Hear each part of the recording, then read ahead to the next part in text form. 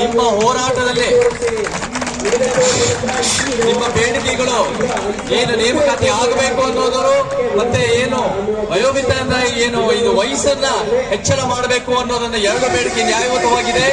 ಮತ್ತೆ ಈ ರಚನಾತ್ಮಕ ಅನ್ಯಾಯಗಳನ್ನೇ ನಾವು ಕಡಿವಾಣ ಹಾಕಬೇಕು ಅನ್ನೋದು ಕೂಡ ನೀವು ನ್ಯಾಯಯುತವಾದ ಬೇಡಿಕೆ. ಅದ್ರ ಜೊತೆ ನಾನು ನಿಮ್ ಜೊತೆ ಮುಂದೇನು ಸಹ ಇರ್ತೀನಿ ಅಂತ ಹೇಳಕ್ ಇಷ್ಟಪಡ್ತೀನಿ. ಸ್ನೇಹಿತರೆ, ನಮಗೆ ಒಂದು ಉತ್ತಮ ಹೋರಾಟ ಅಂದ್ರೆ ಬರೀ ಎಷ್ಟು ಜನ ಸೇರ್ತಾರಷ್ಟೇ ಅಲ್ಲ, ಎಷ್ಟು ಹೆಡ್ಲೈನ್ ಬರುತ್ತಷ್ಟೇ ಅಲ್ಲ, ಬಹಳ ಮುಖ್ಯವಾಗಿ ಇಷ್ಟು ನ್ಯಾಯಯುತವಾದ ಬೇಡಿಕೆ ಇರುತ್ತೆ. ನಿಮ್ಮ ಬೇಡಿಕೆಗಳು ಬಹಳ ಗಂಭೀರವಾಗಿದೆ, ಬಹಳ ನ್ಯಾಯಯುತವಾಗಿದೆ. ಆದ್ರೆ ಈ ಸರ್ಕಾರ ಈ ನೇಮಕಾತಿ ಮಾಡೋದ್ರಲ್ಲಿ ನಿರ್ಲಕ್ಷ್ಯ ತೋರಿಸ್ತಾ ಇದೆ, ಕೇರ್ಲೆಸ್ ತೋರಿಸ್ತಾ ಇದೆ, ಅದು ಕಾಳಜಿ ಉಳ್ಳತನ ಇಲ್ಲದೆ ಇರೋ ರೀತಿ ತೋರಿಸ್ತಾ ಇದೆ.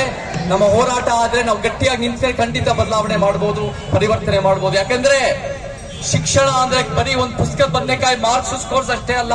ಶಿಕ್ಷಣದ ಉದ್ದೇಶನೇ ಅನ್ಯಾಯದ ವಿರುದ್ಧ ಪ್ರತಿರೋಧ ತರೋದು.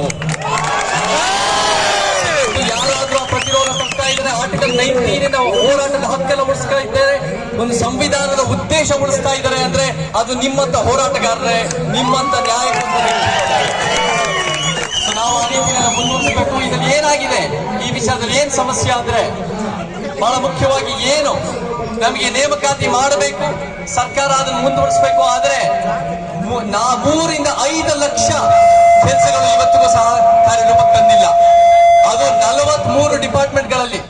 ನಮ್ಗೆ ಇದರಿಂದ ಏನಾಗುತ್ತೆ ಅಂದ್ರೆ ಬಹಳ ಮುಖ್ಯವಾಗಿ ಶಿಕ್ಷಣದಲ್ಲಾಗಿರ್ಬೋದು, ಆರೋಗ್ಯದಲ್ಲಾಗಿರ್ಬೋದು, ಪೊಲೀಸ್ ಡಿಪಾರ್ಟ್ಮೆಂಟ್ ಆಗಿರ್ಬೋದು ಅನೇಕ ಸಮಸ್ಯೆಗಳು ಬರುತ್ತೆ.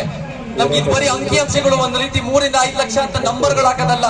ನಮ್ ಶಿಕ್ಷಣದ ಸಮಸ್ಯೆಗಳು ನೇಮಕಾತಿ ಮಾಡಿಲ್ಲ ಅಂದ್ರೆ ನಮಗೆ ಗ್ರಾಮೀಣ ಭಾಗದ ಶಾಲೆಗಳಾಗಿರ್ಬೋದು, ಕಾಲೇಜ್ ವಿದ್ಯಾರ್ಥಿಗಳಾಗಿರ್ಬೋದು, ಇವರೆಲ್ಲರಿಗೂ ಒಳ್ಳೆ ನಮಗೆ ಶಿಕ್ಷಣ ಸಿಗ್ದೇನಂಗಾಗತ್ತೆ.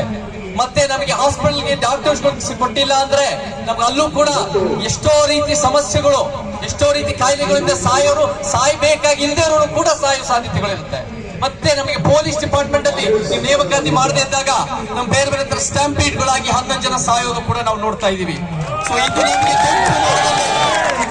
ಇದು ಬರೀ ಒಂದು ಒಬ್ರು ಇಬ್ರು ಹೆಸರು ಸಮಸ್ಯೆ ಅಲ್ಲ, ಇದು ಪ್ರಜಾಪ್ರಭುತ್ವಕ್ಕೆ ಆಗ್ತಿರೋ ದೊಡ್ಡ ಪ್ರಮಾಣದ ಅನ್ಯಾಯ. ಇದು ನಮಗೆ ಶಿಕ್ಷಣ ಸಿಗದೆ ಇದ್ರೆ ಎಷ್ಟೋ ಜನ ನಮಗೆ ಉದ್ಯೋಗ ಇಲ್ಲದೆ ಬಹಳ ಡಿಪ್ರೆಷನ್ ಇಂದ ಆಗಿರ್ಬೋದು, ಸೂಸೈಡ್ ಗಳಾಗಿರ್ಬೋದು, ಎಷ್ಟೋ ಒಂದು ರೀತಿ ಅವ್ರ ಕೆಲ್ಸಕ್ಕೆ ಏನು ಯೋಗ್ಯ ಇರುತ್ತೆ, ಅರ್ಹತೆ ಇದೆ, ಅದಕ್ಕೆ ಕಡಿಮೆ ರೀತಿ ಆ ಒಂದು ರೀತಿ ಸಮಸ್ಯೆಗಳಾಗ್ತಿರೋದು ನಡೀತಾ ಇದೆ. ಇದು ಎಲ್ಲ ಒಂದ್ ಕಡೆ ಈ ಸರ್ಕಾರ ಉತ್ತಮ ಸಮಾಜ ಕಟ್ಟೋದು, ಈ ನಿರುದ್ಯೋಗ ತೆಗೆದಾಕದ್ ಬಿಟ್ಟು ಒಂದು ನಿರುದ್ಯೋಗ ಸೃಷ್ಟಿ ಮಾಡೋ ಫ್ಯಾಕ್ಟರಿ ತರ ಕೆಲಸ ಮಾಡ್ತಾ ಇದೆ ಈ ನೇಮಕಾತಿ.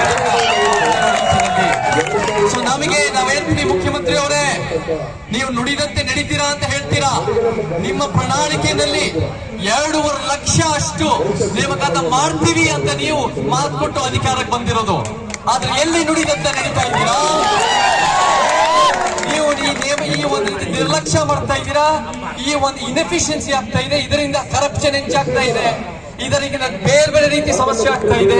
ಇದನ್ನ ನೀವು ಸರಿಪಡಿಸ್ಕೋಬೇಕು, ಇದರಿಂದ ದೊಡ್ಡ ಪ್ರಮಾಣದಲ್ಲಿ ಬದಲಾವಣೆ ಆಗಬೇಕು ಅಂತ ನಾವು ಹೇಳ್ತೀವಿ. ಮತ್ತೆ ಮುಖ್ಯವಾಗಿ ಈ ಹೋರಾಟದ ಜೊತೆ ಶಾಶ್ವತವಾದ ಪರಿಹಾರ ಬೇಕು ನಮಗೆ. ಯಾಕಂದ್ರೆ ಇವತ್ತಿನ ದಿನ ಈ ಸರ್ಕಾರಗಳು ಯಾವುದೇ ಬಂದ್ರು ಏನ್ ಹೇಳ್ತಾರೆ, ನಮ್ಮ ಹತ್ರ ದುಡ್ಡಿಲ್ಲ, ನಾವು ನೇಮಕಾತಿ ಮಾಡಿದ್ರೆ ನಾವು ಪೇಮೆಂಟ್ ಕೊಡಕ್ಕಾಗಲ್ಲ ಅಂತ. ದುಡ್ಡು ಎಲ್ಲಿಂದ ತರಬೇಕು? ಇವತ್ತು 4 ಲಕ್ಷ ಕೋಟಿ ಬೊಕ್ಕಸದಲ್ಲಿದೆ. ಎಲ್ಲಿಂದ ದುಡ್ಡು ತರಬಹುದು ಅಂದ್ರೆ ಜನಸಾಮಾನ್ಯರ ಮೇಲೆ ತೆರಿಗೆ ಹಾಕೋದಲ್ಲ, ನಂದಿನಿ ಹಾಲ್ ಮೇಲೆ ತೆರಿಗೆ ಹಾಕೋದಲ್ಲ, ನಮ್ಮ GST ಮೇಲೆ ತೆರಿಗೆ ಹಾಕೋದಲ್ಲ.